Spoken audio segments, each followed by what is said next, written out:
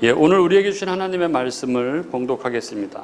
오늘 우리에게 주신 하나님의 말씀은 요한복음 3장 22절부터 36절입니다. 요한복음 3장 22절부터 36절 봉독하겠습니다. 그 후에 예수께서 제자들과 유대 땅으로 가서 거기에 함께 유하시며 세례를 베푸시더라. 요한도 살렘 가까운 에논에서 세례를 베푸니 거기 물이 많음이라. 그러므로 사람들이 와서 세례를 받더라. 요한이 아직 옥에 갇히지 아니하였더라. 이에 요한의 제자 중에서 한 유대인과 더불어 정결 예식에 대하여 변론이 되었더니 그들이 요한에게 가서 이르되 랍비여, 선생님과 함께 요단강 저편에 있던 이 곧 선생님이 증언하시던 이가 세례를 베풀매 사람이 다 그에게로 가더이다. 요한이 대답하여 이르되 만일 하늘에서 주신 바 아니면 사람이 아무것도 받을 수 없느니라. 내가 말한 바 나는 그리스도가 아니요 그의 앞에 보내심을 받은 자라고 한 것을 증언한 자는 너희니라. 증언할 자는 너희니라.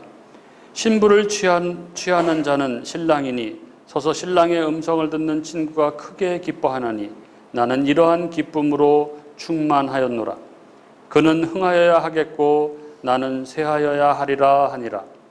위로부터 오시는 이는 만물 위에 계시고 땅에서 난 이는 땅에 속하여 땅에 속한 것을 말하느니라. 하늘로부터 오시는 이는 만물 위에 계시나니 그가 친히 보고 들은 것을 증언하되 그의 증언을 받는 자가 없도다. 그의 증언을 받는 자는 하나님이 참되시다는 것을 인쳤느니라. 하나님이 보내신 이는 하나님의 말씀을 하나니 이는 하나님이 성령을 한량없이 주심이니라. 아버지께서 아들을 사랑하사 만물을 다 그의 손에 주셨으니 아들을 믿는 자에게는 영생이 있고 아들에게 순종하지 아니하는 자는 영생을 보지 못하고 도리어 하나님의 진노가 그 위에 머물러 있느니라. 아멘. 오늘 설교 제목이 그흥나세 이렇게 졌는데 그흥나세 무슨 얘기인지 금방 아시겠죠? 오늘 우리가 핵심적으로 나누고자 하는 말씀인 이 30절에 그는 흥하여야 하겠고 나는 쇠하여야 하리라 하는 이 세례 요한의 말을 줄인 것입니다. 주보에 넣으려고 하니까 너무 이 양이 많고 특히 저 입간판에 쓸 생각하니까 답이 안 나오는 것 같아서 줄였는데 괜찮죠? 그흥나세 그렇죠? 그런데 이 말, 그는 흥하여야 하겠고 나는 쇠하여야 하리라 라는 이 세례 요한의 말처럼 많이 성도들이 왜곡하고 있는 말도 아마 없는 것 같습니다. 그래서 이거를 좀 집중해서 우리가 좀 생각했으면 좋겠다 해서 이거 줄여서 그흥나세 이렇게 쳤는데 무슨 얘기냐 하면은 우리는 성경을 볼 때, 성경을 읽을 때 이게 도덕적으로 읽는 그런 경향이 강하기 때문에 요한이 본문에서 아무리 나는 그리스도 앞에 외치는 소리로 부름을 받은 자다 이렇게 말을 해도 이것을 구약과 신약의 관계, 즉 언약의 진전이라는 관점에서 생각하기보다는 요한이 정말 그 당대에 너무나 엄청난 인기를 가진 엄청난 사람이었는데 자신의 명예를 다 버리고 예수님을 높이는 그런 사람이었다. 이런 식으로 이해를 하는 거죠. 그러나 우리는 본문을 이렇게 봐서는 안 됩니다. 그것은 성경이 전하고자 하는 내용이 아닐 뿐만 아니라 이렇게 이해를 한다면 이 본문의 주인공은 아주 극도로 겸손한 요한이 되고 맙니다. 그래서 오히려 예수님은 자기보다 선배 사역자인 요한으로부터 높임을 받고 그 제자들까지 가로채는 아주 모렴치한 그런 구주가 되고 마는 것이죠.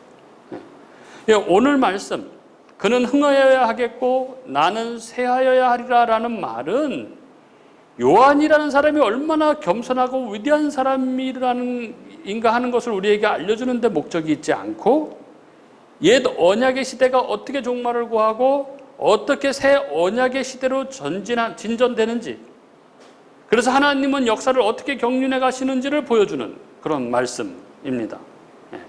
잘 기억하면서 보도록 하겠습니다. 먼저 이 말씀이 나오게 된 정황을 한번 살펴보자면 예수님께서는 제자들과 함께 유대 땅의 어떤 유대 지역으로 가셨고 거기서 세례를 주셨습니다. 그리고 요한도 거기에서 얼마 떨어지지 않은 지역, 에논 지역에서 세례를 베풀고 있었습니다. 그런데 사람들이 예수님께로 더 많이 이렇게 몰렸던 것 같습니다. 그리고 이 일을 두고 세례 요한의 제자들 중에서 한 유대인과 정결의식에 대해서 변론이 있었다고 적고 있습니다. 유대인들은 이 세례를 이 정결예식으로 이해하고 있었던 것 같습니다. 그래서 누구의 세례가 더 효과적인 것인지에 대해서 서로 변론이 있었던 것 같습니다.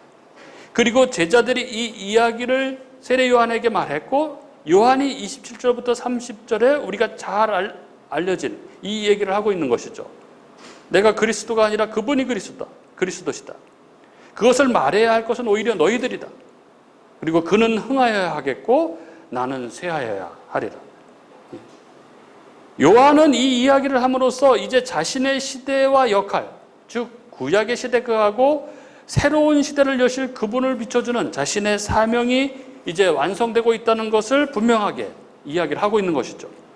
그리고 이어서 그리스도에 대해서 31절 이하에 설명을 하는데 이 부분은 요약을 하면 그분은 땅에 속한 이가 아니고 하늘에 속한 이시다 하는 내용이죠.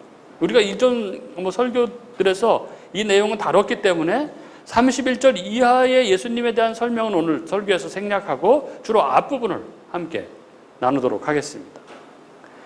오늘 말씀에 나타나 있는 요한과 예수님과의 관계를 한마디로 말하면은 옛 언약과 새 언약 시대의 관계, 옛 언약 시대와 새 언약 시대의 관계, 즉 구약과 신약과의 관계라고 할 수 있습니다. 세례 요한은 사역을 시작할 때부터 줄곧 자신이 진짜 빛을 비추어주는 자신은 길잡이다. 자기 뒤에 오시는 일을 예비하는 나는 광야에 외치는 소리다 라고 이렇게 말해왔습니다. 그러므로 요한은 새 시대를 열기 위해 준비하는 옛 시대의 마지막 사람인 것이죠. 그래서 마태복음 11장에 보면 예수님께서 요한에 대해서 말씀하시는 장면이 나오죠.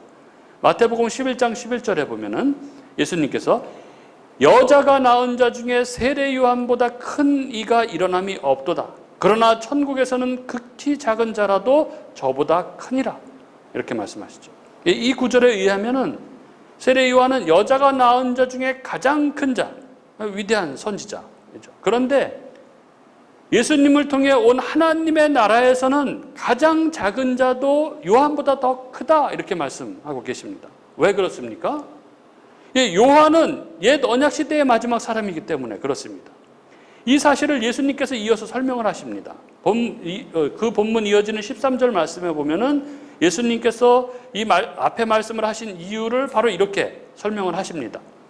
모든 선지자와 및 율법에 예언한 것이 요한까지니. 요한이 여자가 낳은 자 중에 가장 큰 자이면서도 천국에서 가장 작은 자가 되는 이유는 그가 선지자와 율법 시대, 즉 그는 구약 시대, 그러니까 진리가 그림자로 주어진 시대에 활동하던 사람이기 때문에 그렇습니다.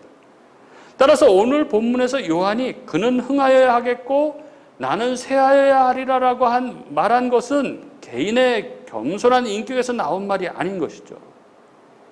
이것은 세례 요한이 이 구속 계시의 진전을 바라보면서 한 이야기로서 그래서 자신의 어떤 사적인 감정에 휩쓸리지 않고 예수님께서 새 시대를 여실 주인공이라는 것을 아주 단호하게 선언하고 있는 것이죠.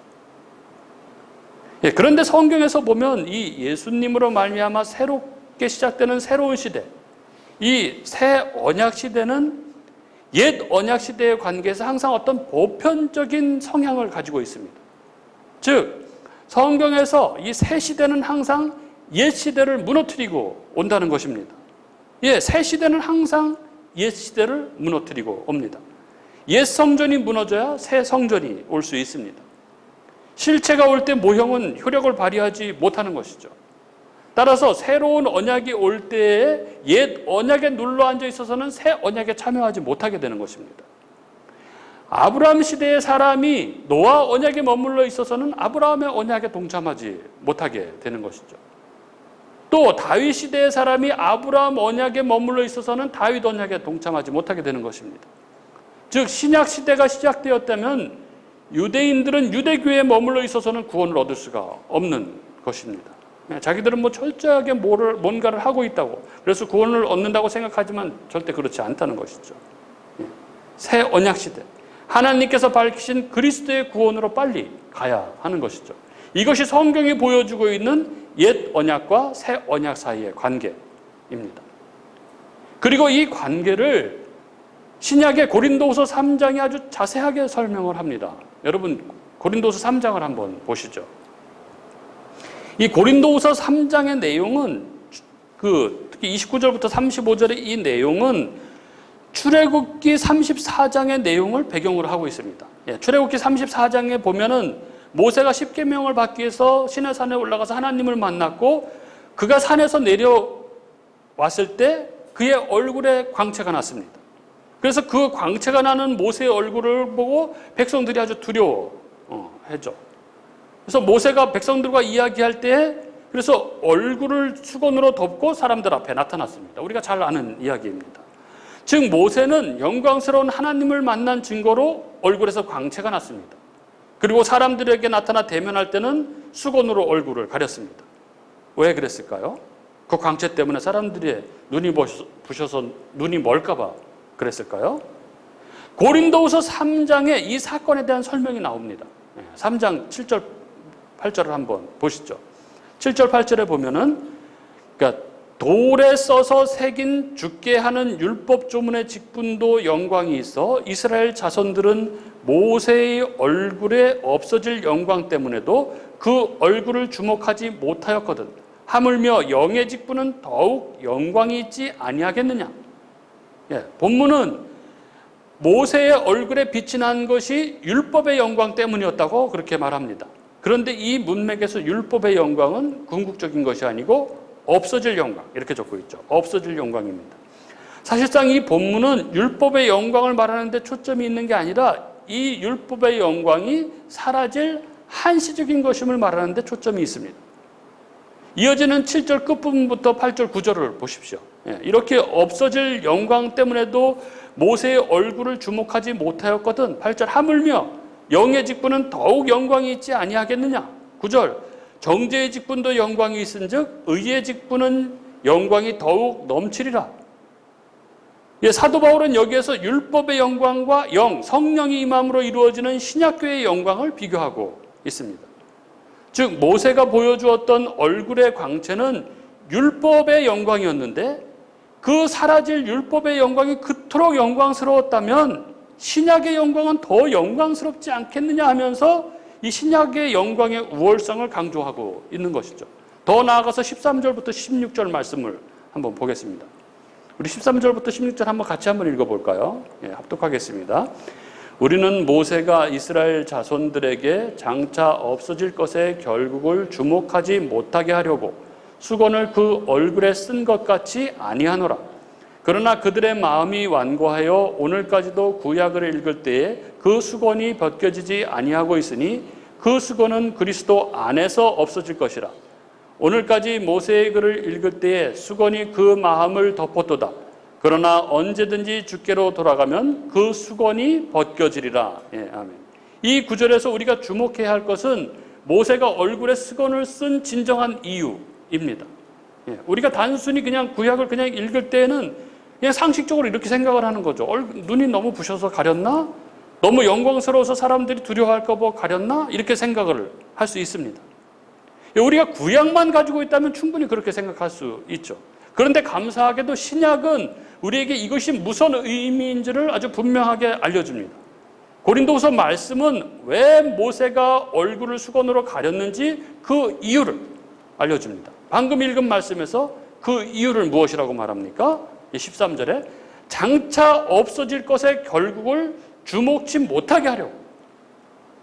고린도후서는 모세가 자신의 얼굴에 수건을 가린 이유를 눈이 부셔서라든가 하나님의 영광이 두려워서라고 가르치지 않습니다. 오히려 모세가 자기의 얼굴을 수건으로 가린 이유를 장차 없어질 것의 결국을 주목치 못하게 하려고 라고 말하고 있습니다. 장차 없어질 것이 무엇입니까? 율법입니다. 모세의 얼굴은 율법을 받았던 그 영광으로 인하여 환하게 빛이 났습니다. 하지만 그것은 궁극적인 빛이 아니었습니다. 그 빛은 반드시 사라져버릴 빛이었습니다. 장차 없어질 것이었습니다. 여기 장차 없어지다는 단어의 의미는 폐지하다 이런 뜻입니다. 즉 그리스도께서 율법의 완성으로 오실 때 구약의 율법은 폐지될 것이라는 말입니다. 그런데 왜 수건으로 가렸습니까? 그 율법의 영광이 대단히 영광스러운 것이기는 했지만 그 율법의 영광 그 자체에 주목하지 못하게 하려고 수건으로 가렸다는 것입니다. 이 주목하다는 말은 마음을 거기에 고정시키다 이런 의미인 거죠. 즉 모세가 수건으로 얼굴을 가린 이유는 장차 없어질 것, 궁극의 것이 아닌 것에 마음이 팔리지 않도록 하기 위해서 그렇게 가렸다는 것입니다. 그래서 이런 면에서 보면은 이 수건은 백성들을 향한 모세의 배려라고 할 수 있습니다. 우리의 마음을 사라질 것에 두지 말도록 하기 위한 배려입니다. 이 사실은 우리에게 이 율법의 영광, 모세의 영광이 얼마나 영광스러운 것이었음에도 불구하고 그러나 그것은 사실은 폐지될 것이요 신자들은 마땅히 없어질 것에 마음을 두지 말고 궁극의 것, 참 빛, 없어지지 아니할 진짜 영광으로 마음을 돌릴 것을 가르치고 있습니다. 이 장차 없어질 율법의 영광의 진정한 실현, 즉 없어지지 아니할 진짜 영광이 무엇입니까? 바로 그 본문에 나와 있습니다. 그 수건은 그리스도 안에서 없어질 것이라. 율법의 영광은 그리스도께서 궁극적으로 이루실 것이기 때문에 그리스도 앞에 나아갈 때의 신자는 더 이상 수건으로 얼굴을 가릴 필요가 없습니다. 수건으로 가린 목적이 장차 없어질 것에 마음을 두지 않게 하려는 것이었기 때문에 장차 없어질 것이 아닌 궁극적이고 완성이신 그리스도께 마음을 마음껏 두어도 되는 것이죠. 그러므로 이 말씀은 우리에게 없어질 것에 결국에 주목해서는 안 된다는 것을 가르쳐 줍니다. 즉 그리스도로 인하여 온 새 시대의 신자는 옛 언약 시대에 머물러서는 안 됩니다. 그것은 없어질 영광입니다. 요한은 비록 옛 시대에 속하였지만 그는 위대한 선지자요 훌륭한 선지자였습니다. 그는 자신을 통해 옛 시대가 막을 내린다는 사실을 잘 알았습니다. 그래서 그는 단순히 자신의 사역이 새하여 가는 것에 대해서 생각한 것이 아니라 하나님의 계시의 진전을 바라본 것이죠. 그래서 그리스도를 통해서 오는 새 시대를 기쁨으로 그는 바라보았던 것입니다. 오늘 본문 29절에서 요한은 자신을 마치 신랑을 흐뭇하게 바라보는 신랑의 친구와 같다라고 이렇게 비유했습니다. 신약교회는 그리스도와 결혼할 것입니다. 그리고 참된 신자는 옛 언약의 시대를 넘어서 새 언약의 시대로 들어갈 것입니다. 그러나 요한의 제자들은 아직 영의 눈이 열리지 못해서 이 사실을 보지 못했던 것이죠. 그들에게는 언약의 시대가 어떻게 변화되고 있는지를 볼 수 있는 은혜, 안목이 없었습니다. 그들이 이런 것을 알 수 있었다면 그들은 얼른 그리스도께로 나아갔을 것입니다. 그러나 그들은 심지어 스승인 요한이 그렇게 여러 번 말했음에도 불구하고 자기 스승을 광야의 소리 정도라고 그렇게 받아들이기를 힘들어 했습니다. 요한이 이미 저분이 바로 메시아다, 바로 저분이 하나님의 어린 양이시다 이렇게 말씀했는데도 불구하고 그들은 하나님의 언약의 진전을 바라보는 대신에 이 스승과의 인간적인 관계를 먼저 생각한 것이죠. 그래서 우리 스승님이 어찌 이렇게 생각을 했던 것입니다. 그들은 하나님의 계시를 생각하는 대신에 사람의 공명심을 먼저 생각했습니다. 자기 스승이 위대한 선지자로 추앙받기를 원했습니다. 그래서 몰려들던 사람들이 예수님께로 가자 그들이 당혹했던 것이죠. 인간적으로는 충분히 이해가 됩니다. 이게 뭐야? 이랬을 것이죠. 그들은 그렇게 옛 언약에 머물러 하나님이 이루어 가시는 구원 경륜인 새 언약으로 넘어가지 못하고 있었던 것입니다.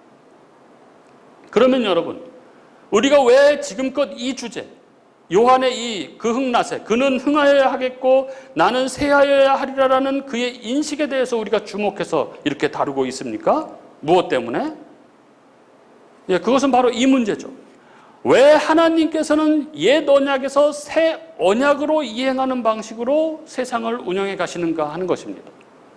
즉, 하나님은 왜 애초에 완성된 언약을 주지 않고 언약이 점진적으로 발전해 가는 방식을 통해서 세상을 운영해 가시는가 하는 것이죠. 이것을 통해서 하나님의 구원 경륜을 이해하기 위해서입니다. 바로 하나님은 세상을 어떻게 경륜해 가시는가 하는 문제입니다. 하나님은 당신 백성들을 어떻게 섭리해 가시는가 하는 것입니다. 이것을 이해하는 데 창세기는 아주 중요한 단초를 제공합니다. 창세기는 하나님이 세상을 어떻게 만들어 가시는지에 대한 그 하나님의 경륜을 이해하는 데 있어서 너무나 중요한 것이죠. 여러분, 하나님께서 어떤 방식으로 세상을 창조해 가십니까? 우리가 분명히 아는 것은 세상에 존재하는 모든 것을 하나님께서 만드셨다는 것입니다. 그렇죠? 창세기를 통해서 우리가 분명히 알게 되는 사실이 있습니다. 첫째, 하나님이 아닌 어떤 신이 세상을 지은 것이 아니라는 것이죠. 세상은 하나님이 창조하셨다는 것입니다. 그리고 두 번째, 하나님께서 악을 짓지 않으시기 때문에 하나님께서 지으신 모든 것은 선하다는 것입니다.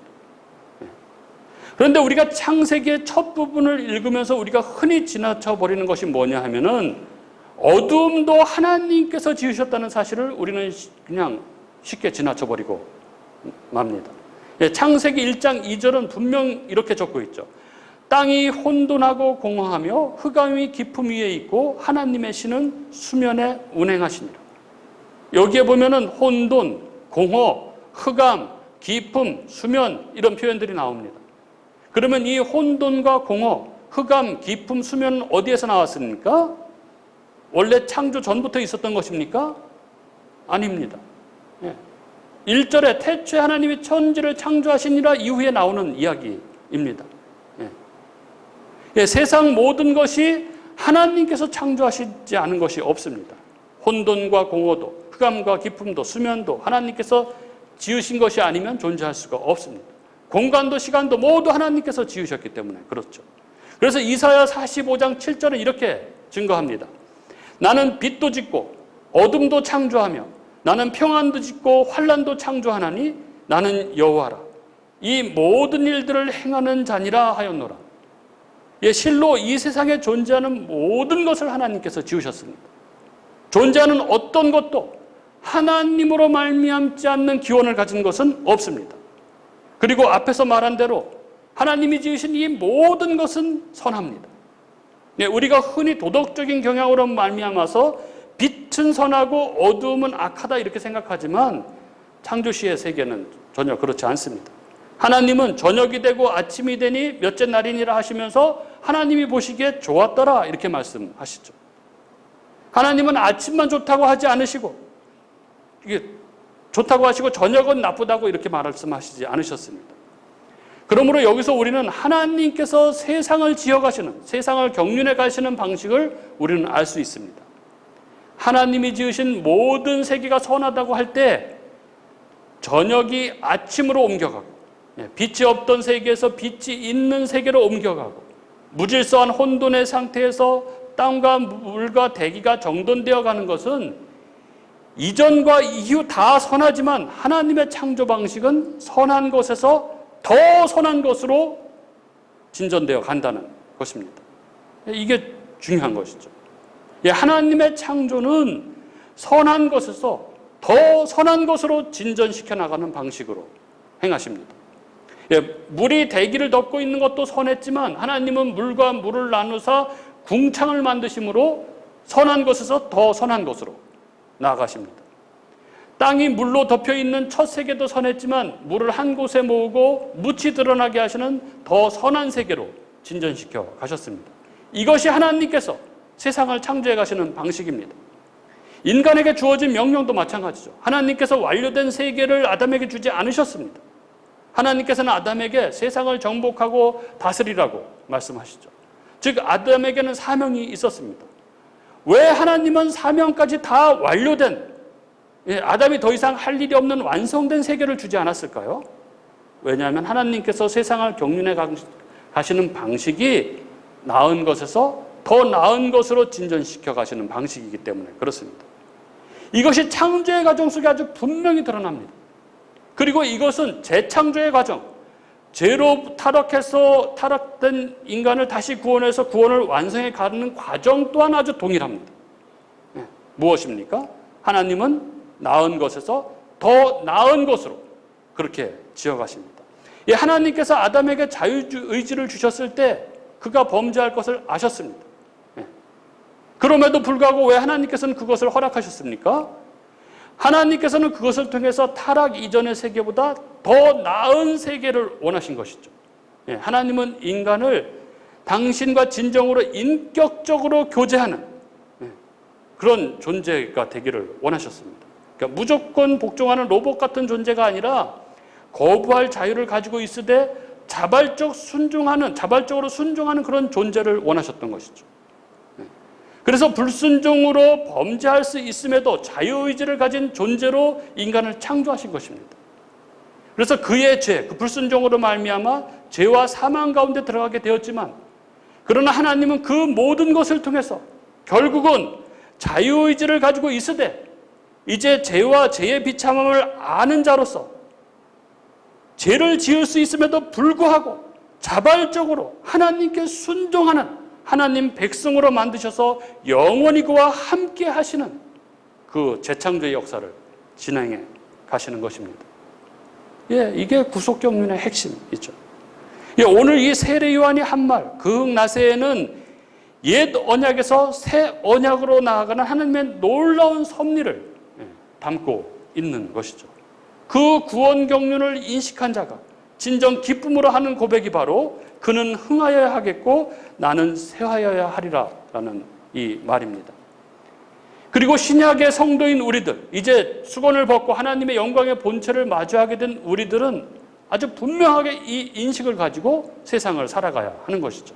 곧 나은 것에서 더 나은 것으로 진전시켜 가시는 우리 하나님의 위대한 구원 경륜을 바라보고 살아가야 하는 것입니다. 그리고 이것은 우리 하나님 백성인 우리 성도들의 삶에도 동일하게 이 원리는 적용되는 것이기에 우리는 이 하나님의 구원 경륜을 늘 기억하고 살아가야 합니다. 여러분, 하나님 백성이 우리들의 삶에도 이런저런 문제가 있죠. 이런저런 아픔이 있습니다. 그러나 우리가 하나님 백성이 분명하다면 우리의 삶에 역사하시는 하나님은 우리의 이 모든 상황을 통해서 우리의 문제, 우리의 아픔, 우리의 고통 혹은 우리의 죄까지도 그 모든 것을 통하여 반드시 우리를 더 나은 것으로, 더 나은 방향으로 이끌어 가신다는 것을 우리는 결코 잊어서는 안 되는 것입니다. 지금은 힘들고 지금은 아프고 그럴 수 있습니다. 그러나 우리 하나님의 선하심은 우리의 삶을 반드시 더 나은 것으로 결국은 그렇게 만들어내실 것입니다. 그것이 바로 하나님 백성이 받은, 하나님 백성에게 주어진 하나님의 복인 것이죠. 그리고 오늘 이 말씀을 전하는 오늘 매일 성경이 우리에게 주시는 본문의 시작이 그렇죠. 생각하건대 현재의 고난은 장차 우리에게 나타날 영광과 비교할 수 없도다. 그러니까 여러분, 그리스도인으로 살아가는 현재 우리 삶의 문제, 현재 우리의 상황 때문에 힘들어하거나 좌절하거나 절망할 필요가 없습니다. 하나님은 다 계획이 있으십니다. 어떤 계획이요? 모릅니다. 그러나 분명한 건 그것은 분명 좋은 계획이라는 것이죠. 그렇게 내 삶의 문제와 상황 때문에 힘들고 아플지라도 우리는 눈을 들어서 하나님의 그 구원 경륜을 바라볼 수 있어야 합니다. 그것이 오늘 세례 요한을 통하여 오늘 우리가 하나님이 어떤 분이신지 그 하나님의 구원 경륜을 바라보도록 하신 이유입니다. 저와 여러분이 우리 모두가 언제나 이 선하신 하나님, 그 놀라운 경륜의 하나님을 믿음의 눈으로 바라보고 그래서 믿음으로 이 땅의 삶을 살아가며 지금 내 모든 상황을 허락하시고 더 선한 것으로 만들어 가시기 위해서 지금도 내 삶에 섭리하고 계신 그 하나님을 높이 찬양하는 저와 여러분이 될 수 있기를 주님의 이름으로 축복합니다.